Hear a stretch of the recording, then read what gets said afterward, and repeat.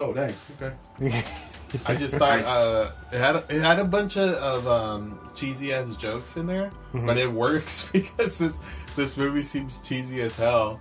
But I loved it. I love the fact that this movie is kind of like it feels like it has a cult following for some weird reason. I don't know. I was watching it and I was like, man, this feels like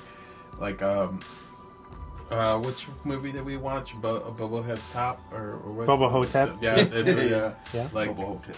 Yeah, that it feels like that. Like it's like it has a cult following, or The Room, like stuff like that. Like it has a cult following to it, and I thought it was pretty. I thought it was funny when they were like when he drives up to with the car and he's like, what do you say? He's like, you treat people like rats or mice or whatever, and he turns on that sound those boxes that like he produced and stuff. He's like, for rats to like, rats skirt like keeps them away with sound. And then all of a sudden, when the group is like in like full effect, and then he turns on the sound, he's like, like they all go. I thought I was like brilliantly fucking done. I thought some of the sarcasm. What was that joke I was like laughing about? Like, I think in the beginning when one of the guys is coming into the classroom and stuff. Oh yeah. And he's like, you want us? What did he say? Like Nimrod or something like that. Peckerhead? Yeah, you want to see a peckerhead? Like, he's like, here he is right there. And I thought that shit was hilarious. Please inform me of what a peckerhead is. And then he's like, what are you laughing at, man? And the blue ribbon dude is like, I'm just thinking about how ignorance kills. And he's like, what is that supposed to mean? Exactly. Exactly. He's like, you little ass kissing little fuck. Yeah. I thought that like the jokes fit. It's kind of like, I think I was telling you earlier, it's kind of like a period piece. Like it totally fits at the late 90s and stuff. Yeah. Like what was coming out like as far as horror. The only thing I did not like was like in the beginning, those like that like flashing and the sound in the beginning where they're introducing the cast and.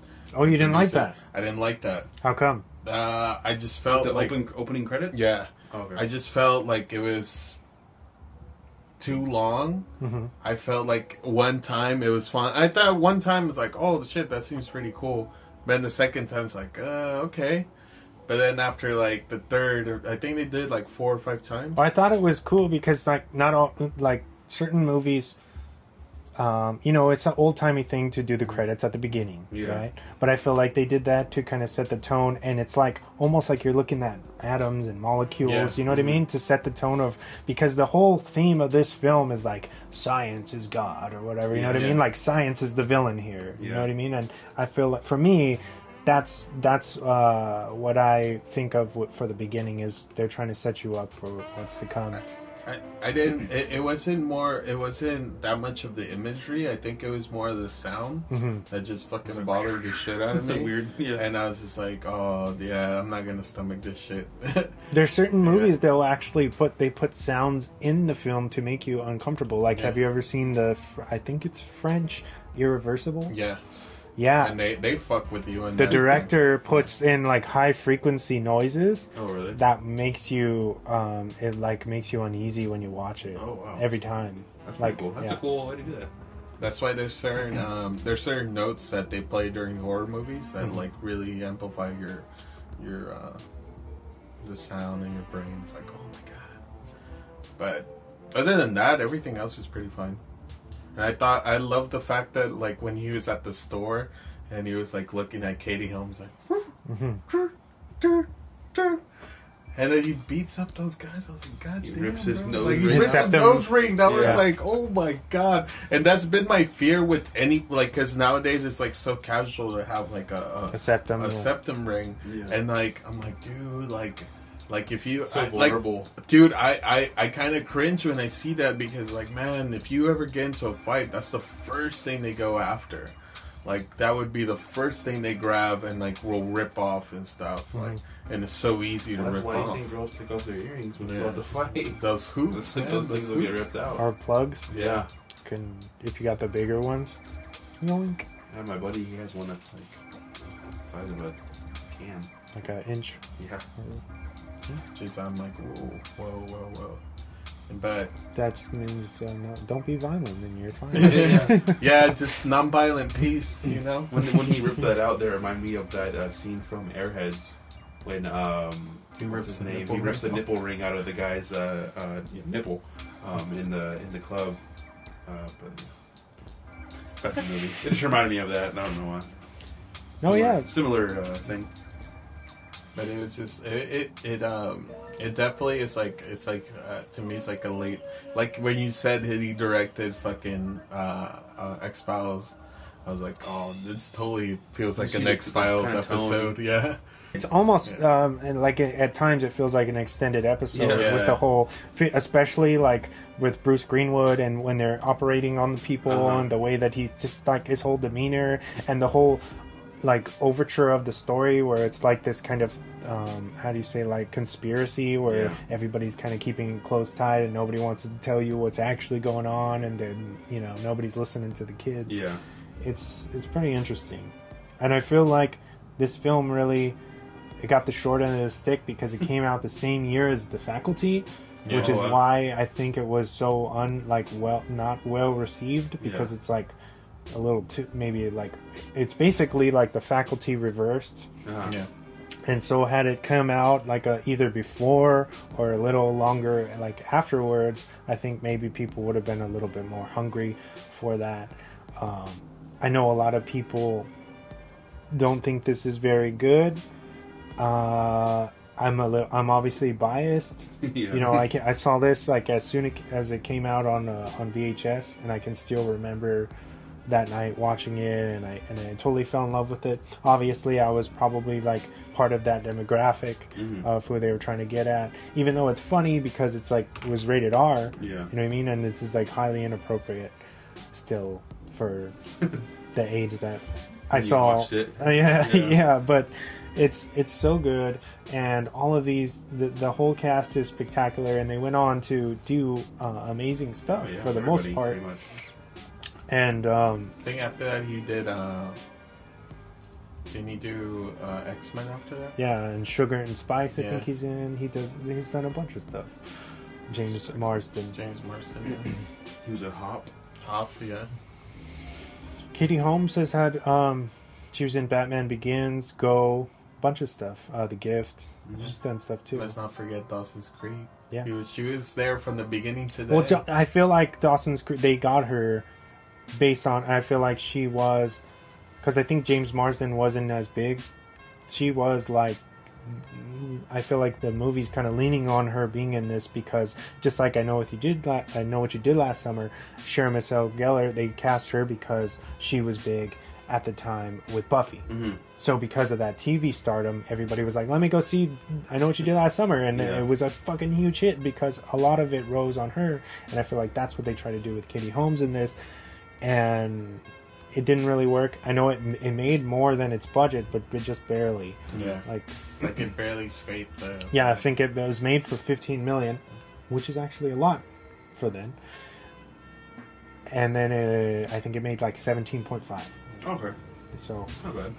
Yeah, it's a moderate hit, I guess. Who's the studio that did MGM? Or Disturbing? Yeah. MGM did the distributing? Was it an independent studio? No, it was. Yeah, they did everything. Oh, nice. Which is why it's kind of weird then like why? Because I remember growing up and not hearing about this movie. No. Well, even if you look up like marketing and posters and stuff, it's really just that image that you guys have probably seen. Yeah, it's not a lot. There's not a lot. The reason why I picked this movie, honestly, is because they did a couple years back, Shout Factory.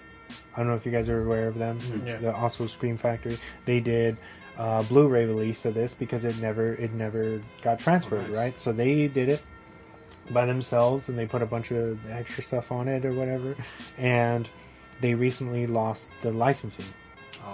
So I was able to, I caught the post like, hey, we just found in our warehouse 50 of the last units of Disturbing Behavior, so grab them before they're out of print forever. And so I ordered one, and I got it, and for a good price. Nice. You know, because they're always, you know, when you look for something that's out of print, it's like ridiculous fucking prices. Yeah. You Insane. know, of course. So I was so happy. I was like, you know what? Because I love this movie, it's something that I would put on in the background from my childhood. I could probably recite it to you while the movie's playing, you know, in the background. We should do an episode on it. Especially because I knew you guys had probably not seen it, and it's always fun to show, like, a little time capsule piece, you know what I mean, to go back. Yeah, so that's why I guess I picked this. Nice. It's definitely a good pick. Yeah. I think that the ending, for me, I feel like the ending could have been a little better. Well, let's get into that. Okay. So, there was huge, like, problems with the making of this. Okay.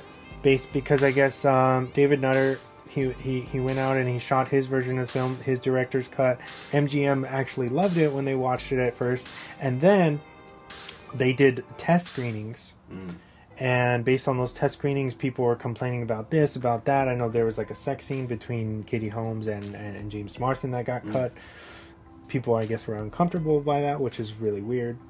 That was Because it's like, bro, at falls the on... time, at the time, like, there was so much sex in every movie. And shit. And I've seen the deleted scene, and it's not anything really provocative. It's from, like, the top, you know, when they only really show their faces. Kind of like the sex scene in Cruel Intentions, where it's, like, just their face, you know, it's like an intimate thing. It's very tasteful anyway, so that's really weird. There was an original ending where, you remember where they're on the ferry? Yeah. You know, and he hops over with the bike and everything. Well, in the original ending, remember how all the Blue Ribbon Club dive off? Yeah. Dive off the fucking waterfall or whatever, right? Because of the noises. It malfunctions their ship or whatever, they fall off. Fucking Dr. Caldecott, right? Yeah. The evil mastermind is killed. But we never think about it, but Gavin is nowhere to be found. I guess it's presumed that he fell off too, right? Which is their best friend. And then in the theatrical cut, he shows up as a substitute teacher or whatever, and he's still programmed, and he's evil or whatever, and he lives or whatever. And that's the end, the kind of cliffhanger, fucking, oh, we got you, like here cheesy we go end. again. They didn't win. Cheesy ending. Yeah.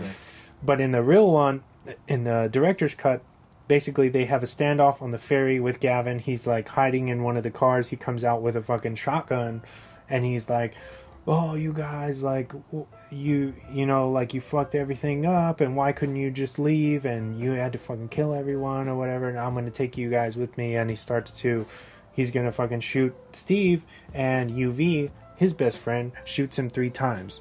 When he shoots him 3 times, then his basically that reverses his lobotomy or whatever, and they get to, like, say goodbye as he's dying or whatever on the ferry. And he actually says something that's pretty funny because it's relevant to it's about Trent Reznor, but he says, well, this like decreases my chances of ever meeting Trent Reznor.